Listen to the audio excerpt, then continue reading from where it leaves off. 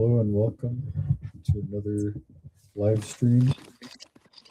And this week we are joined by Kervens Louissaint, and we'll start off. I know last week I wasn't here, and Kim, you talked to Kervens. Yes. People watching will hopefully check out that interview about the trial. This week we will continue kind of on that subject. So I think you should represent who Kervens is. They may know us. Yeah, but sure. Kervens, if you want to reintroduce yourself. Oh, or else. Or I can introduce you. I know self-introductions are sometimes hard, but Kervens is a fairly prolific Haitian intellectual these days, and was also the deputized Haiti Liberté correspondent in the courthouse in Miami during the trial of Jovenel Moïse, about which we will be talking at great length today. So we'll be getting Kervens' observations and also analysis of the verdict this past week of guilty against the four defendants in the case, four of the five defendants.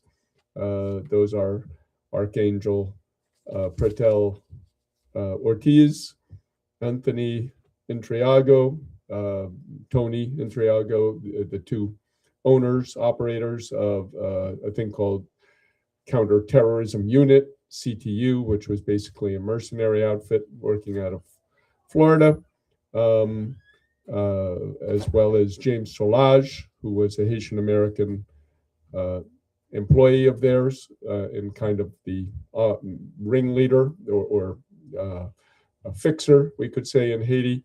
And then Walter Ventimiglia of Worldwide Capital Lending, who was a financier, at least a partial financier, giving about 175 of what the FBI says was a $343,000 budget for this operation, which ended up killing President Jovenel Moïse on July 7th, 2021, in the bedroom of his rented home in Pèlerin, and wounding his wife. So maybe we should start with the trial and we'll come to Operation Southern Sphere afterwards. So Kervens, we know there were about 9 weeks of trial, 39 days of testimony. The principal testimonies of real interest, I think, were that of Martin Moïse, which of course was the one eyewitness to the shootings, to the shooting or the killing of Jovenel Moïse, her husband. That of John Joel Joseph, former Lavalas family senator in Haiti, a fairly powerful, prominent senator. Mario Antonio Palacios Palacios, one of the gunmen, part of the Colombian team. A certain Garcia, what was his name? Colonel Mike German Rivera Garcia, who was sort of the leader of the Colombian contingent. And of course, Rudolph Jar, who is a Haitian bourgeois writer of the operation, who provided a good chunk of money for this and raised money for it. So give your sense of the verdict, Kervens, and how do you feel the community's response to it is? I think a lot of people are happy about the verdict. They seem to be celebrated because it's a step, closer to the truth. However, if I were to give my opinion, I would just say that it's just symbolic victory for now. Okay. Explain. Yeah. Not as you just mentioned, the financial only explained three 3,000 something, approximately $3,000 that was invest into this, but I think it was million. So we have not been aware of who was funding or investing into that particular event. And also, a lot of things still blurry, and we need to be able to decipher them better in order to see the truth clearer. Right. Yeah. The FBI's forensic analysis, whatever that means, was $343,000 total, being the budget, and Walter Ventimiglia having provided $175,000 of that. Anyway, the sense we have here at Haiti Liberté is that in many ways, one of the repercussions of the trials is or I could say knock-on effects of the trial, is that it really showed or brought to light what was more or less rumor before, which is the oppositions, the so-called opposition to Jovenel Moïse, that would be the Democratic and Popular sector, Secteur Démocratique Populaire, SDP, of André Michel and Marjorie Michel and Nenel Kassi, the role of the Proval sector, Unité Espoir sector, and even that of Lavalasse family in the form of John Joel Joseph, the senator. So it seems these three sectors, in addition to Pierre Espérance, who has in many ways now seen his hands dipped into this. When he began, when it first happened, he called it a theater, that it was just something concocted by the Jovenel Moïse government. But now he's singing a different song, and a lot of people are, as they say in Creole, a lot of people are really going after Pierre Espérance. So anyway, what's your thoughts on all of that shakedown?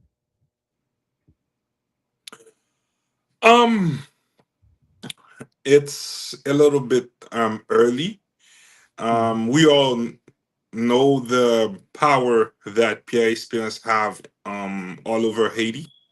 We know that he's really close to the international community, so to speak. When we say international community in Haiti, mostly we're speaking of the U.S. However, I think it's a little bit skeptical that everyone is going after Pierre Espérance right now, and I'm not saying that. When you say skeptical, you mean suspicious?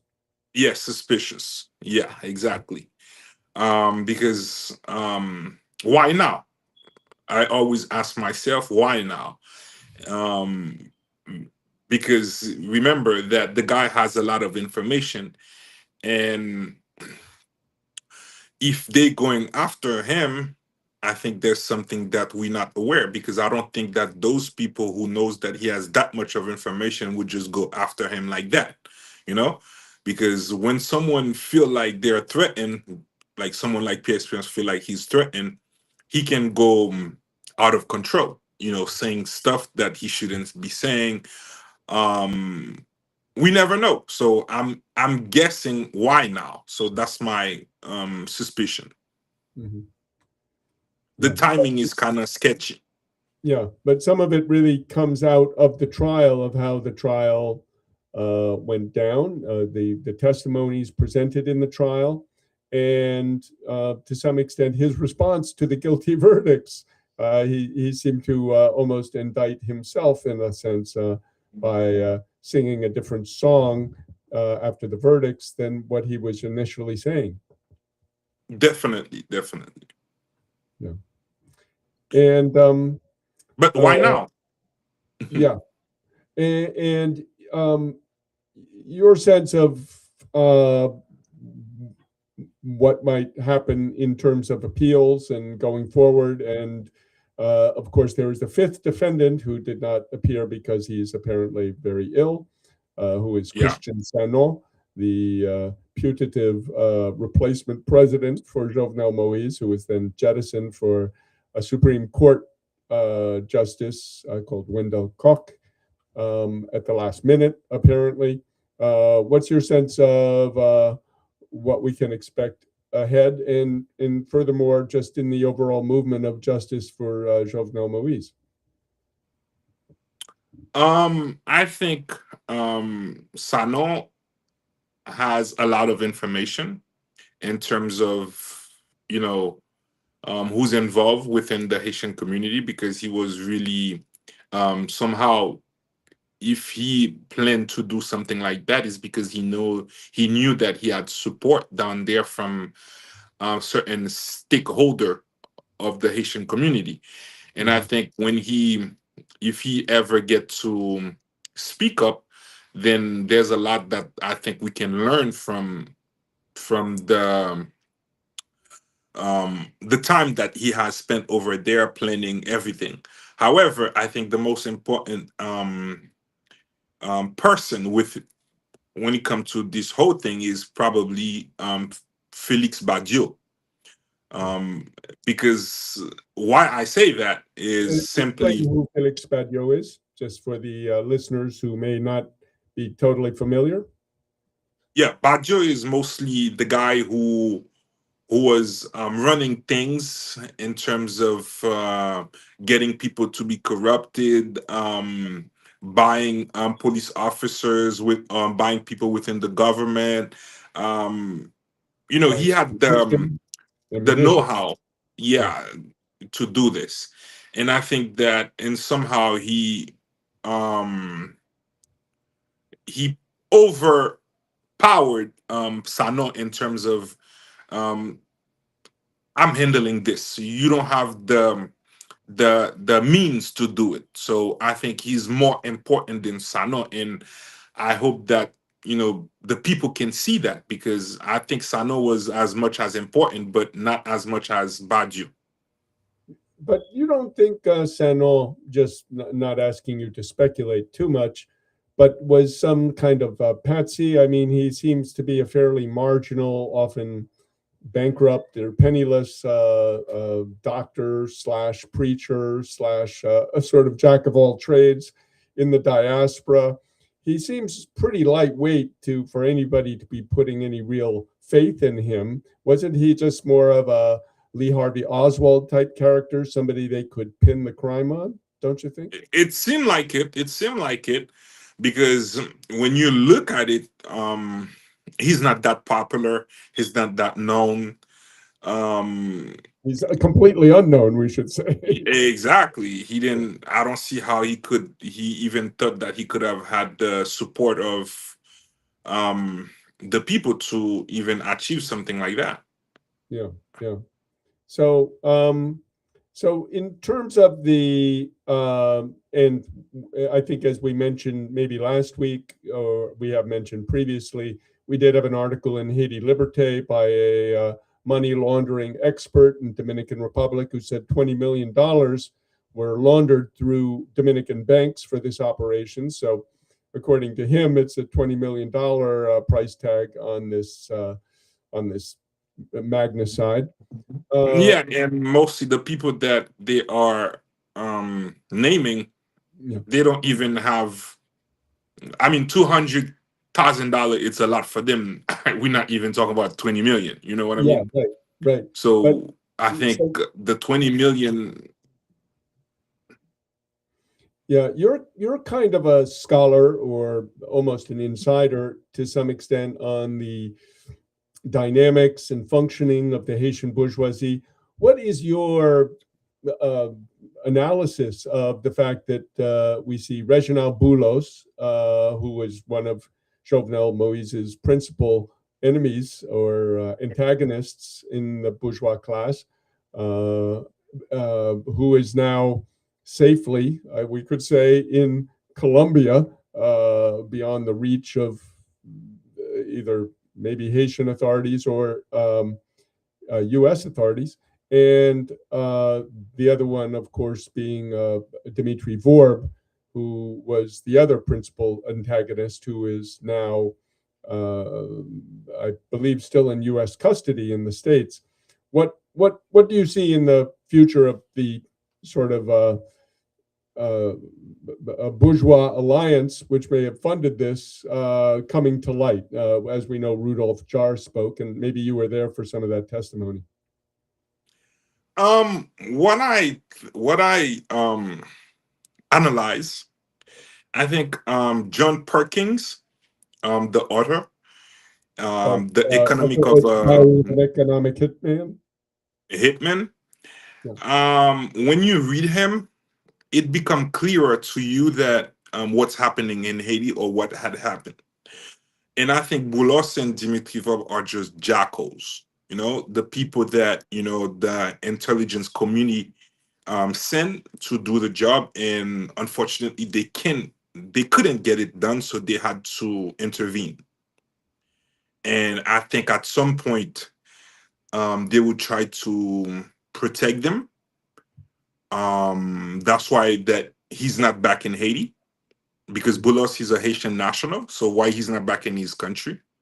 Mm-hmm. And I think Boulos is a gold mine of information, and I think if he ever get to talk, the whole system will crumble. He's like a domino effect, because he was the one in charge of between the private sector and the political sphere. He was the one connecting the dots, the main figure. Yeah. And I think he knows who's who, and I think he's pretty much has a great amount of knowledge of how things are run in Haiti. Mm-hmm. And Dimitri Vorb? Dimitri Vorb is not that much powerful. He come from a powerful family, but in terms of doing stuff, he didn't really have that capacity, that ability to do it. He was not that much well educated. He was not that much. He was more like, someone who inherited from his family and then took over the company and then trying to do, gain more money, out of that company, and trying to the electricity providing factory, yes, that Jovenel was starting to threaten the sweetheart deal he'd received from the Proval government. Just background for the listeners. Yeah, exactly. But as far as a big actor in Haiti, I don't think so. Okay. But I'm not saying that he didn't have a lot of connection due to his family name, but he's not that of a big guy. He was more like a front, someone he was willing to speak up. He was willing to defend his family company and so on. But in terms of so much powerful, nah, I don't think so. His dad, yes, but not him. Yeah. We speak about two figures from the bourgeoisie who were, clearly at odds and fighting a very bitter war with Jovenel Moïse. But it is said by Can many... you give me a second? My phone is about to be discharged, so let me just Okay, yes, we can give you a second. Okay, good. If you have to get it, let us know when we can. And again, we are speaking with Kervens Louissaint, who is based in Florida and was in the courtroom for 2 of the weeks of the trial in Miami, and observed the proceedings and the testimony of some of the people. We spoke about it at some length last week in this broadcast, and we will hopefully be continuing this. Kervens, you'll let us know when you're back in action. I don't know if you have any questions yourself. Okay. Yeah, I don't want to monopolize the mic here.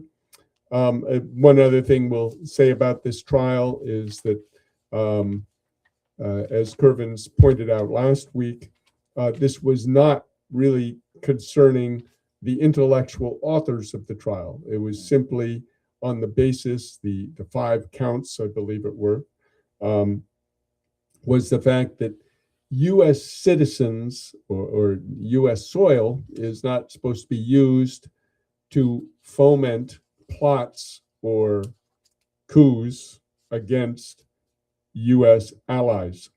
And since Jovenel was, in fact, a U.S. ally at the time, at least nominally, even though we here at Haiti Liberté, Kervens, we had you for a second and you've disappeared. We trust all is well.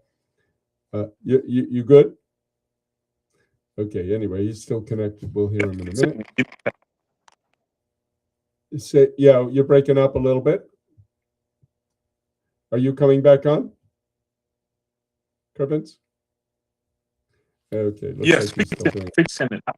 Give me a second. Okay, okay, he's fixing it. And I lost track. What was I saying, Joseph? Okay, you good now? Okay. Yes. Yeah, I was just speaking, yes, that this trial was really not about the actual crime itself, but really just about U.S. soil being used to carry out the crime, and which is in itself is an anomaly. The U.S., which carries out so many coups d'etats and regime change operations around the world, the most recent well-known one, of course, being not only the January 3rd kidnapping of President Nicolas Maduro from Venezuela, but the assassination on February 28th of Ayatollah Khamenei in Iran, which has begun the war, which is still unfolding. Anyway, Kervens, yeah, you can pick it up now that you're back in action from where you left off. Yeah. So you were saying. I don't know if you can hear me perfectly. Can you? Yeah, you're breaking. Yeah. You're a little bit of a stutter in the sound there, so I don't know if you have a good Wi-Fi connection or if it's yeah, I do. Okay, I do. No, yeah, it's clear. It's good. Yeah, I hear a little bit. I don't know if it's from my side or your side, but it's good now. So, as I was saying, I think some people will take the fall for what happened, but I don't think it's just that. I think it's a whole system. Yeah. Yeah. And why I say that, because there's no way that this could have been possible without the whole system getting involved or even preventing it. If it didn't, it's because a lot of people accept that that's what needed to be done. Why? Because if you look at the decision that President Jovenel was basically moving forward to, for example, giving the lettre de créance to the Russian ambassador, that alone suffice for the U.S. to kill him. I wouldn't say kill him, but to be like, we no longer associate with these guys, so do whatever you guys want to do. You know what I mean? Okay. And I think that he already had a lot of enemies nationally, like locally. Then that was like the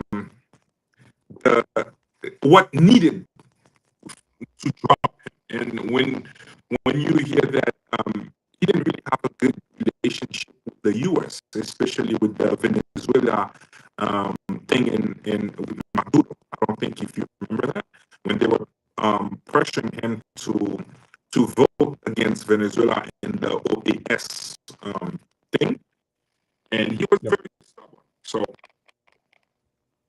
yeah, that's what I think. Do you think maybe he should jump off and jump back on, or yeah? Do you want to try rejoining? Try rejoining, yeah, because you are okay. Your stream is stuttering quite a bit. Let me try.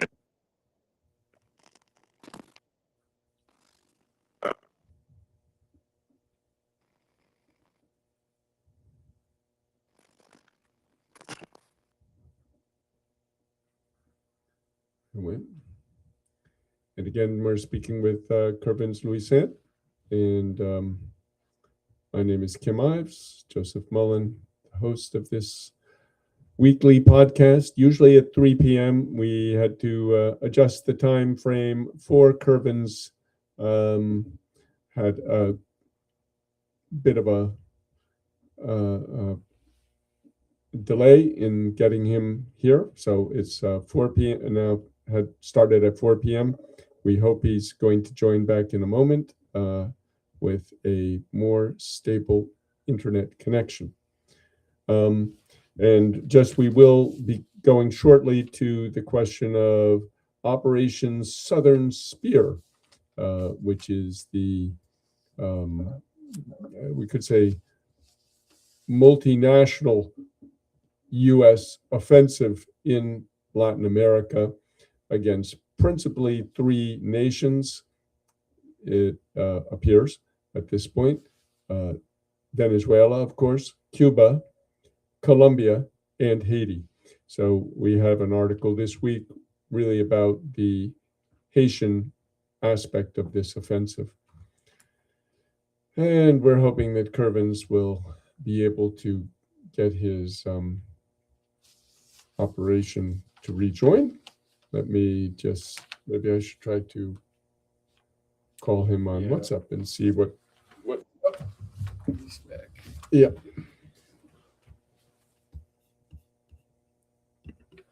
Can you guys? Okay. Okay, there he is. Okay, good. We got you.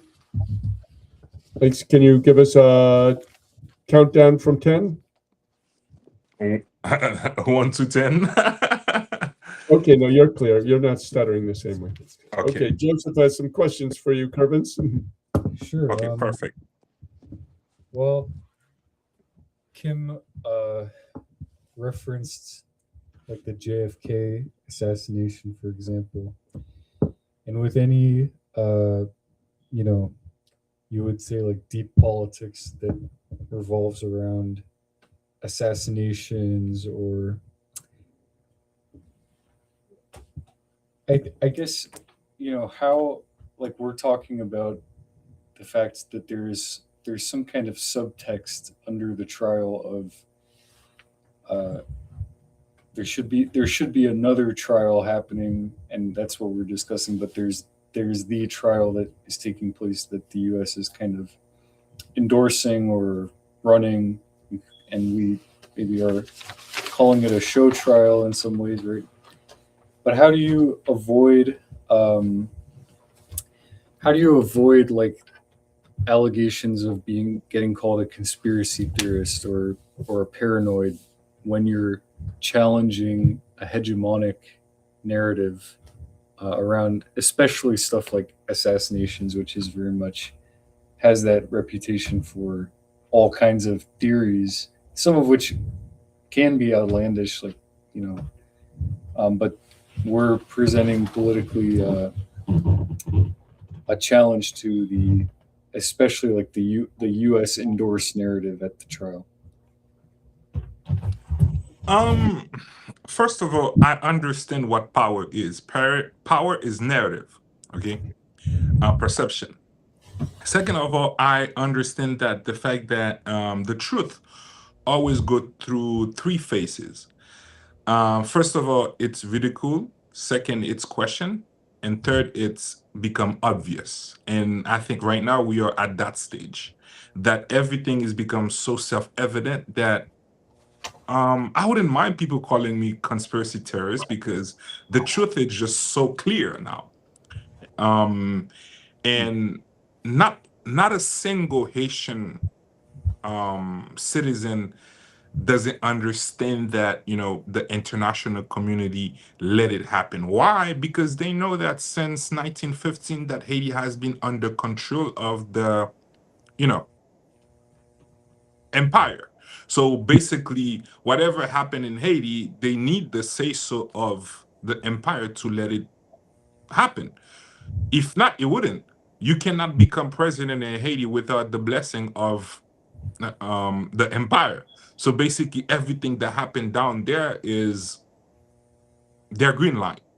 Like, for example, in 2010, after the earthquake, Michel Joseph Martelly, who became the president, he was fifth in the election. And guess what? They took him from a fifth position and they put him in the second tour.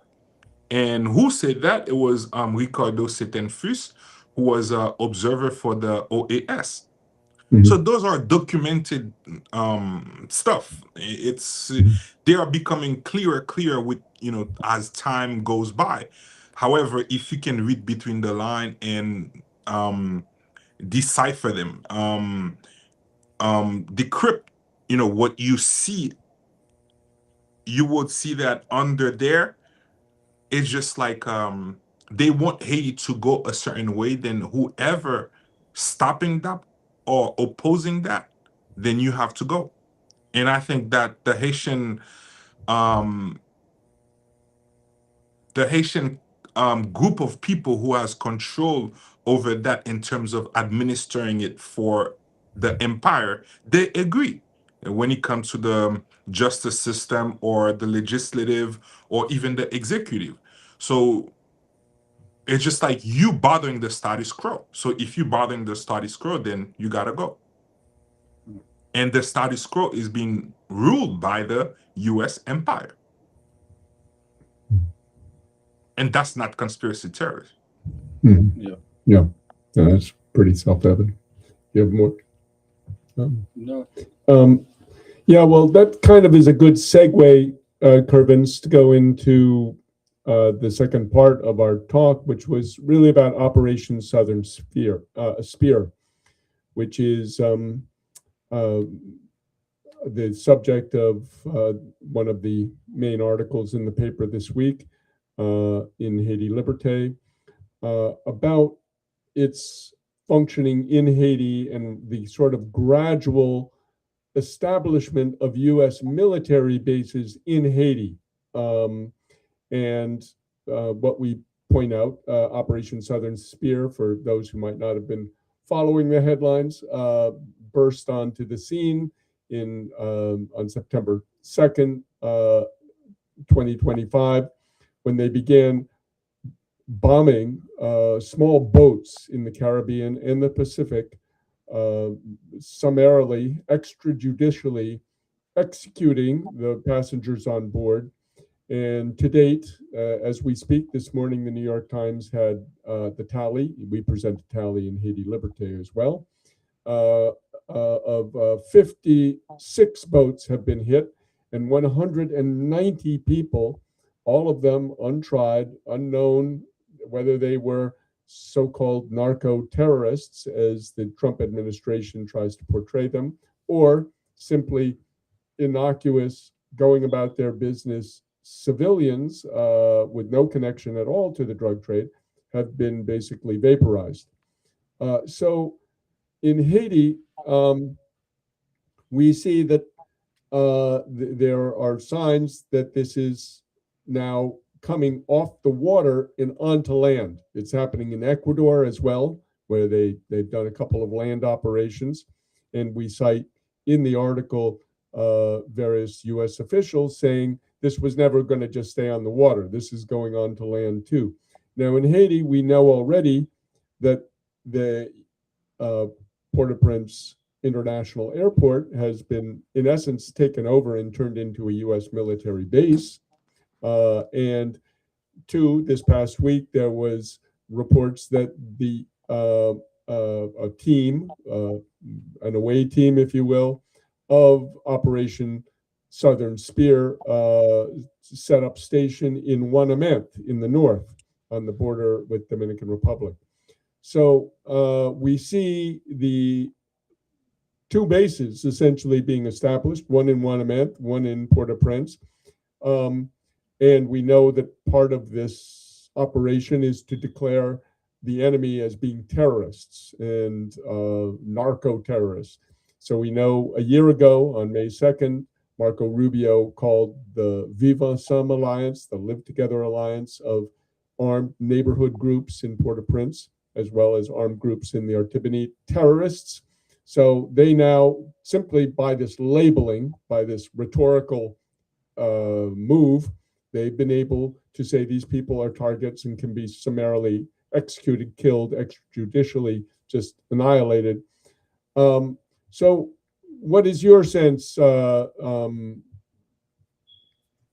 about this offensive? And to some extent, you could maybe also address the movement to not turn the airport of Port-au-Prince into a U.S. military base, but to open it again to commercial traffic, air traffic.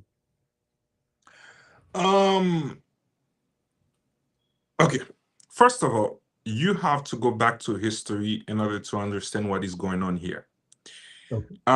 We can go back to the Cuban crisis missile in 1962 with the line of demarcation, where they put in place the Monroe Doctrine, which is America's for the Americans. However, after 1991, with the fall of the Soviet Union, America has become this hegemonic power where they rule the world as the policeman of the world, right? And during that time, there was like a sort of the Cold War or whatever, war against terrorism too, and so on, right? And at that time, it was mostly like America running the world. But with the with Brazil, Russia, India, South Africa, and China, then we now have a multilateral world, like in terms of multipolar, right? Where we have many major player, right? And as for now, you can see that America doesn't no longer care about Europe. They understand that one way or another, Russia is taking control over that, right? And that's why that you can hear friends complaining about leaving NATO. You can see that Trump having some, trouble with a certain European country. And I think the deal is more likely to be you control your continent, we control our continent. So we're not gonna bother you about whatever you do in the Americas, just as you're not gonna bother us as whatever we do in Europe.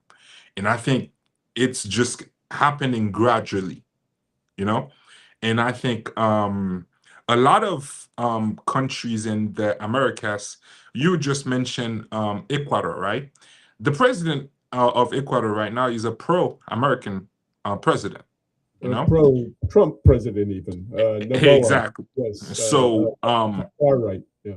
And guess what? Ecuador is probably the country that most of the drug trade passed through. Correct. And American government is not doing anything against that because it's just like their people. And guess what? We all know that the whole just to interject, Kervens, as we cite in the article, the first real land incursion of Operation Southern Spear was in Ecuador, supposedly against narco-terrorist facilities. It was all a little vague. So it was in Ecuador. So, but that was carried out by Ecuadorian special forces in concert with U.S. Special Forces of Southern Spear. Yeah. So just to say they're not doing nothing, or they are doing something apparently in Ecuador. Yeah, and think of it this way: the Ecuadorian president is probably the most richest man in Ecuador, so he basically has control over the whole country. Okay. Mm-hmm. And as you can see, is that just as the Argentinian government with Milei, those are pro-Trump, pro-American government. So it's like gradually you're seeing that the global South, they're not fighting the Chavez fight anymore. They're not fighting the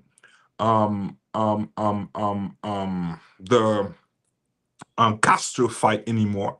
The only president I hear speaking more about the global South, it's probably Lula. But the other day he went to the White House and he seemed to be very cozy with Trump. So it's just like, as I'm saying, I think they are agreeing to let America run this continent as a superpower. Except it's two continents. It's North America and Can South America, which is a different continent in the Yeah, Caribbean. but let's say the whole hemisphere, you know. And I think Canada is not happy about it, as you can see with Mark Carney.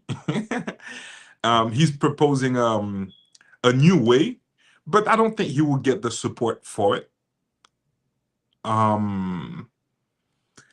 And plus, I don't see any way that, you know, the countries in within the Caribbean or in South America, you know, getting together and, you know, fight the monster. I don't see it happening soon, you know. And I think what's so- happening, yes. So you're saying Latin America and the Caribbean are doomed to just fall under the yoke of U.S. imperialism, that Cuba will be crushed, Venezuela will be crushed, Colombia will be crushed, Haiti will be crushed in the under the boot of U.S. imperialism? Yes. Right, that's a very pessimistic view. And why I think that is because America has been controlling these countries for decades, if not centuries. Well, not Cuba, not Venezuela, not for the past Cuba, 20 but years. I'm not a Mexico communist. I and do Brazil, not support, to be honest with you. First of all, what is happening in Cuba is not communism. We can agree to that because real Well, communism. I don't agree with that. Huh? I don't agree. I mean, real communism, the state doesn't exist.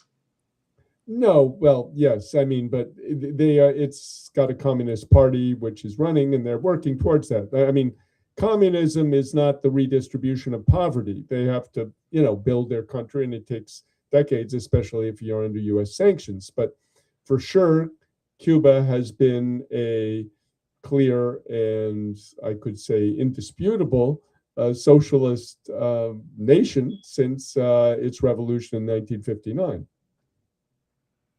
working towards communism. I mean, we can say there's no such thing as a communist society because all nations on earth have a state.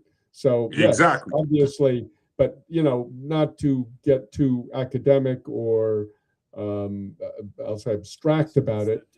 Yeah, it's a dictatorship of the proletariat right now in those countries which are seeking to get to communism through socialism. Exactly. So my point is, they are failing badly because they don't have that much of support outside and inside. What do you mean support? From the people? I would say the economy is bad. As you can see, it's obviously they're being choked by a medieval siege. Exactly. And that's not their fault. That's the aggressor's fault. I mean, that is their fault because as leader, you should try to anticipate and find other ways of doing things, and they haven't done that. But Kervens, I mean, you can't anticipate that is, they have survived for, let's take the case of Cuba, for 60 years, in the case of Venezuela for 20 years, or 25, 26 years. They've resisted as they can, but they can't simply wish away the offensive of the greatest imperialism of history. I mean, I don't think we can blame the difficult straits that the nations being attacked, whether it's Cuba, Venezuela, Iran, Russia, even China eventually, we can't blame that on them. It's the US we have to look at, and we have to question whether there will be popular resistance. And to me, as this Iran war is showing, the US may have greatly overestimated its own power and underestimated the resistance of its enemies or its the countries and I'm peoples that very want to dominate. critical. To be Yeah. honest with you, I'm very critical towards the global south. Why? It's because they are reactive, not proactive. And what would be a proactive step they could or should have taken? Understanding that, first of all, there's no such thing as international law. Okay. Well, they can use it even if they realize that it's something which is a construct, double standard. Bretton Woods order by the U.S. and Europe. Yeah, but this whole Bretton Woods, this whole international law thing it's a mechanism of control by those global powers, you know? And they need to understand that it's the law of the jungle down there, okay? And as much as what I see them doing every day is reacting to these superpower, okay? They don't try to have a plan, a plan where no matter what, that's where we are going. We're not gonna pay. It's not like we're not paying attention to them, but we have our mission. You know what I mean? And often I see them having letting the US, letting those powers leading them to a place that they never wanted to be. And I feel like I criticize that because when you take your time to dig into the decolonial thought, it's become clearer because the way that the colonial powers see the world, that's not the way that we see the world. And instead of trying to find common ground or whatsoever, I think we Common should ground between just whom? yes, sorry. Common Yeah, ground between whom? between the global south and the north, you know? You think they can find common ground when I don't you think have it's possible. no, there isn't. Yeah, it's an Exactly. existential war. So what's the point of trying to do something that is not possible? Because our ways of seeing things, the problem is existential. Of course. So if it's existential, then we must understand that we gotta be proactive. Yes, but what concretely is your proactive? I think we should go for maybe a wrap up. Take a couple minutes because it's been about an hour. Yeah, perfect. Yeah, so we can. Yeah, Okay, yeah, but I just for the listeners, I would think. I mean, it's sounding on the one hand that Kervens, you're saying it should be they should have done something proactively. Okay. I mean, I think there have been a lot of proactive efforts done in Latin America with the Cuban Revolution, Nicaragua, El Salvador. There were battles. What happened in Venezuela, even to some extent, what happened in Brazil. These have all been somewhat proactive. Okay, they didn't overthrow U.S. imperialism, but they took steps towards sovereignty. And it's sounding a little bit to me like you're saying resistance is futile. Is that true? It's not resistance is futile, but let me just say this because we're gonna wrap it up. In order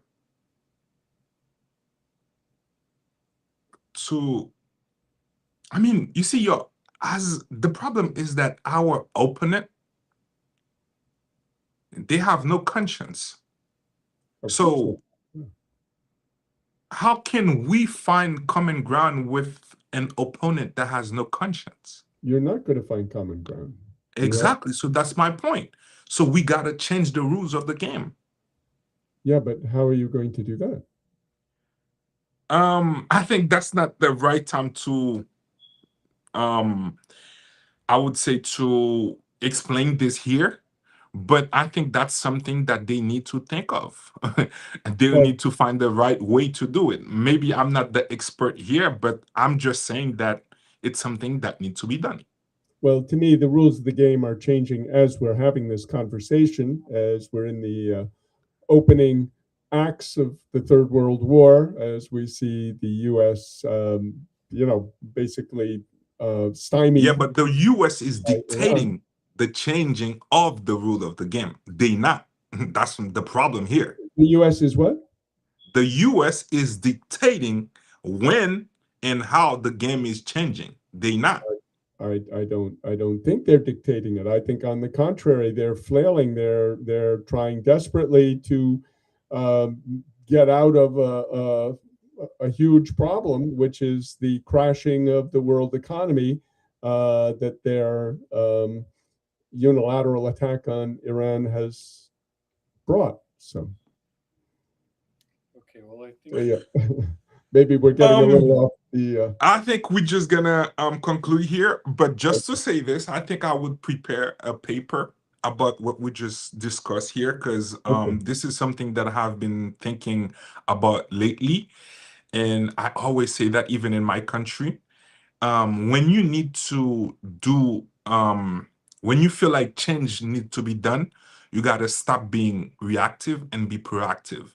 Because remember this, there's three forms of violence: institutional violence, reactive violence, and repressive violence. Without institutional violence, the other two doesn't exist. So we cannot always be in that second phase where we are reacting to violence. Mhm. We have to change the institutions, you're saying. Exactly. Well, I think that's underway. I think the BRICS are a step in that direction. But anyway, we can take it up on another occasion, which will maybe be This Week in the World instead of This Week in Haiti.